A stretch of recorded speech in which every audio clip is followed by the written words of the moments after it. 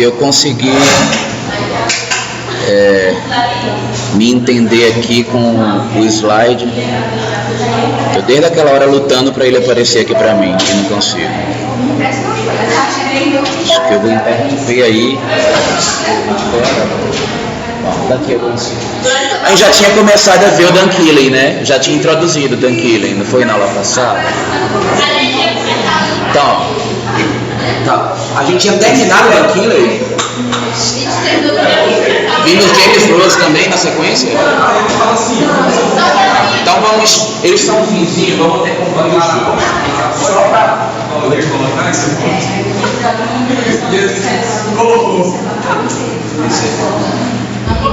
Só para a gente não ficar perdido e vocês não se perderem na sequência, olha só, o que a gente já tinha estudado na aula passada. Quem foi o cara que foi pioneiro lá nos Estados Unidos? Enquanto paisagista, Thomas Church.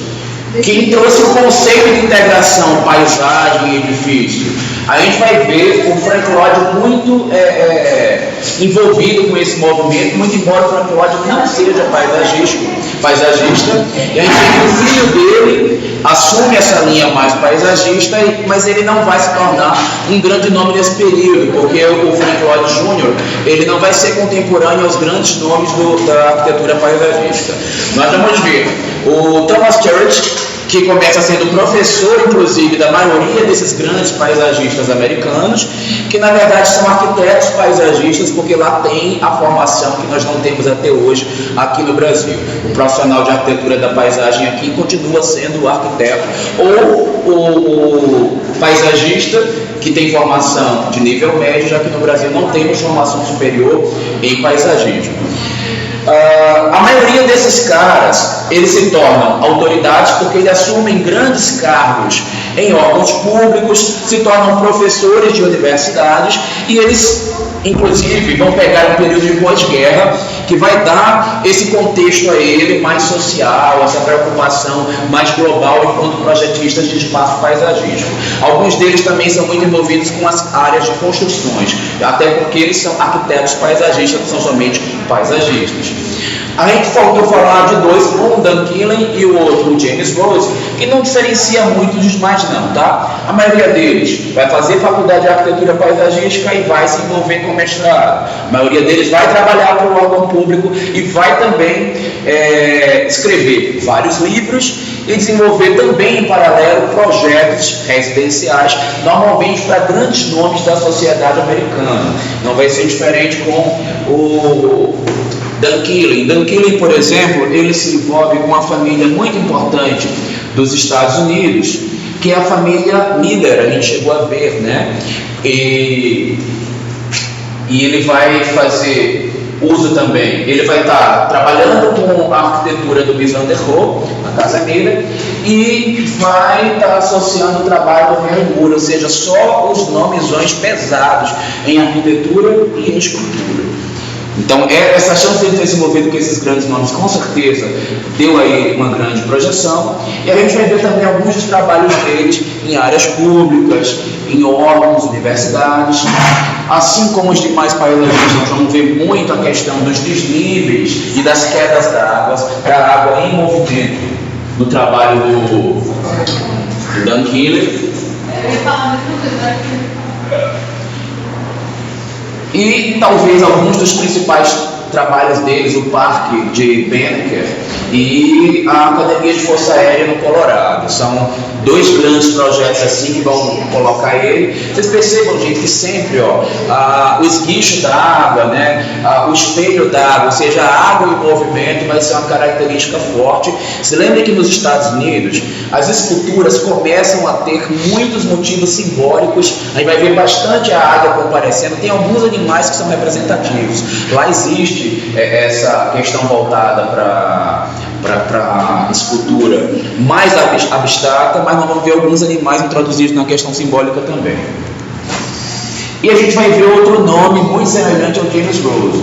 James Rose foi um cara que ele meio que se traumatizou com o trabalho, né? Ele ficou meio aborrecido depois de um determinado tempo, começou a trabalhar muito com órgãos públicos. Eu imagino que a maioria deles, de nós arquitetos até hoje, se frustra, porque o órgão público, a gente trabalha muito envolvido com política, então quem determina o resultado final do projeto é quem é poderoso e quem tem interesse em alguma coisa que seja de determinada maneira. Isso ainda é uma realidade dos arquitetos do período contemporâneo. Na verdade, a gente se frustra de qualquer forma quando a gente não tem a oportunidade de duas maneiras. Quando a gente atua com os projetos privados, nessa residência, a gente está trabalhando para alguém, normalmente existe uma pessoa que ela está por trás, que ela não tem conhecimento de arquitetura, mas ela imagina ter, e ela escuta muito a palavra de muitas pessoas que também parecem, na visão dela, ter algum conhecimento de arquitetura. E às vezes o que a gente indica enquanto profissional fica em segundo plano. Então isso é muito comum, isso não é só da realidade deles não, né? Esse aqui, ele estudou em Harvard, que por sinal foi expulso por conta dos conceitos dele, que não tinham muito a ver com a corrente de pensamento acadêmica, tá? Então a maioria desses caras aqui tinham uma certa rebeldia, uma certa autonomia, então dava a eles bem essa característica meio de estrelato mesmo. Então era comum nesse período. Se lembra que o paisagismo, a arquitetura modernista é a arquitetura heróica, vocês lembram? Vocês já viram isso, o modernismo? Já pegaram isso em história da arquitetura? Heróica? Era aquela arquitetura que fazia a arquitetura perfeita e você é homem comum que se adapta a essa arquitetura aqui que é fantástica, que é divina, que é maravilhosa, e a arquitetura era projetada para ser perfeita. Quem não entende o conceito da minha arquitetura que salva o mundo, por favor, não venha para essa arquitetura. E eu, arquiteto, ser todo poderoso e divino, vou projetar as casas fantásticas.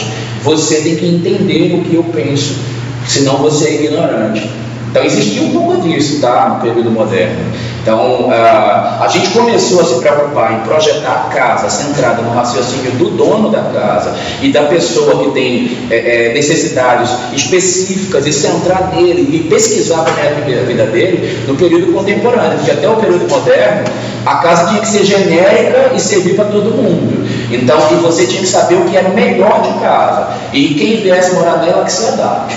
Até porque não era forte nesse período a arquitetura de interiores. Então se preocupar com as minúcias, a especificidade do tipo de vida que a pessoa leva, era um detalhe. Hoje em dia, com os espaços apertados, pequenos, e com a quantidade de exigências que o homem contemporâneo tem, a gente não pode mais trabalhar em cima desse parâmetro, né? Então, ele escreve também vários livros, James Rose, mas ele acaba se dando melhor ou achando mais interessante o trabalho da vida privada. Aí vocês vão perceber, gente, que isso é constante. Estou falando dele, mas nenhum dos que a gente viu até agora trabalha de maneira muito diferente. A arte cubista é a principal influência desses caras aqui, com uma pitada de neoplasticismo, com uma coisa de surrealismo, mas é a arte, até porque, gente, naquele período também não existia uma linguagem que fosse específica de arquitetura paisagística ou de paisagismo. Então o que ele tinha que fazer? Pegar os conceitos do modernismo e ver como é que isso chegava no paisagismo. Como o paisagismo ele tem um viés mais próximo com a arte do que a arquitetura, por conta da liberdade funcional, então eles meio que pegavam aquelas obras e tentavam ver como é que isso virava paisagismo, mas sempre lembrando que naquele período também foi meio que o gatilho para as preocupações que hoje nós temos de fundamentação sustentável. Então, a ecologia e a sustentabilidade que nós praticamos hoje surgiu quando esses caras aqui começam a integrar a natureza com a edificação e fazer a permeabilidade entre um e o outro, né? Esse diálogo entre interior, exterior, casa, natureza. A gente vai ver com a preocupação também de resgate, o James Rose começa a introduzir painéis também artísticos nos seus trabalhos. Ele vai trabalhar na mesma linha do Thomas Trott, e isso não é nenhuma novidade, nem nada de se espantar, porque ele recebeu influência forte, e aliás o trabalho dele vai se assemelhar muito aos demais, porque ele chegou a trabalhar com Thomas, mas ele fez sociedade com Garrett Eckball e com Dan Killing também, tá? Eles três trabalharam juntos. Existiam até uns nomes que eles davam, a associação deles, já ocorreu mais de uma associação. Então eles davam o nome e acabavam sendo mais conhecidos pelo nome do que pelo nome do grupo, do que deles em si. No caso, esses painéis também seguem a mesma linha, né? Cubismo, surrealismo. É porque o que havia, nesse momento você tinha que valorizar a arte moderna, né? Então, ou o paisagismo se parecia, ou quando ele não parecia, você introduzia a arte moderna no próprio trabalho, tá? Até hoje a gente trabalha um pouco com isto, no paisagismo contemporâneo. Por isso que o que nós vamos fazer na pesquisa vai envolver essa parte contemporânea, porque o paisagismo ele não tem um ciclo histórico, como é que eu diria, de retorno na linguagem tão rápida quanto nas artes. A arquitetura é mais lenta do que as artes, porque a arquitetura é sólida, a arquitetura é pesada, a arquitetura ela demora anos para se idealizar. Um quadro pode ser idealizado em uma semana e finalizar numa semana no período contemporâneo, porque lá para trás não podia, né? Demorava meses para você fazer um. Mas hoje em dia não, você pode ter uma ideia e colocar ela na prática em uma semana. A arquitetura não tem até hoje essa característica. O paisagismo ele é bem mais rápido para virar realidade do que a arquitetura. Você consegue executar um projeto paisagístico em uma única semana. Mas o que acontece é que a linguagem em si dele demora a pegar, porque quando o paisagismo ele consegue ser entendido como uma linguagem, é porque já passou tanta linguagem de arquitetura para dar influência e ele finalmente consegue estabelecer. Para ele mudar de um período de uma linguagem para outra, a quantidade de tempo é bem maior. Tanto que quando a gente estuda aqui a história do paisagismo, vocês veem que eu dou pulos maiores para conseguir atingir uma linguagem diferente. Lá na história da arte, vocês pegam 100 anos e já vê uma outra linguagem, passa mais 100 e já vê uma outra, né? Por exemplo, no Renascimento, você pegava o Quattrocento, o Quinquecento e ia passando, e depois chegava no maneirismo, do maneirismo, né? E ia evoluindo. No paisagismo é mais devagar. Até hoje, essas linguagens que a gente vê lá no modernismo, por isso que eu não dou contemporâneo e paisagismo moderno. Eu dou os dois, porque até hoje essas linguagens são as que dominam o nosso raciocínio, são as principais influências. Ok? Esse aqui é um projeto que tem a questão do desnível, da valorização de platôs, do desnivelamento da piscina em relação à área de lazer, que a gente sabe que hoje em dia é uma linguagem que a gente abomina, né, por conta da acessibilidade. Naquele momento ainda estava começando a ser introduzido, né? E a gente vai sair, eu vou parar aqui, tá, para poder a gente ficar com os vídeos organizados, e a gente vai entrar na paisagismo contemporâneo brasileiro, tá?